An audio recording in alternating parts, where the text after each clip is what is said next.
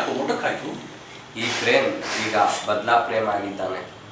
ಅಂದ್ರೆ ಆ ನಿನ್ನ ಪ್ರೀತಿ ಕೈ ಕೊಡ್ತು, ನಂತರ ನೀನು ಬದಲಾವಣೆ ಆದೆ, ಈಗ ಬದಲಾಗಿದ್ಯಾ, ಕರೆಕ್ಟ್?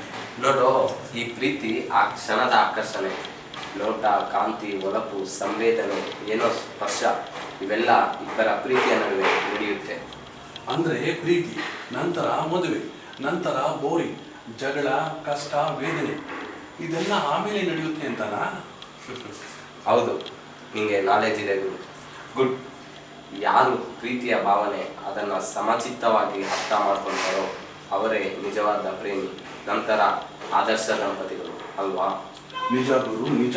ಪ್ರೀತಿ ಮಾಡಿ ತಮಾಷೆ ನೋಡಿ ಮದುವೆ ಆಗಿ ಅನುಭವ ಮಾಡಿಕೊಂಡು ಡೈವರ್ಸ್ ಅನ್ನೋ ಕಟ್ಕಡೆಯಲ್ಲಿ ತಮ್ಮ ಜೀವನ ಹಾಳು ಮಾಡ್ಕೊತಾ ಇದ್ದಾರೆ ಪ್ರತಿಯೊಂದು ಜನ.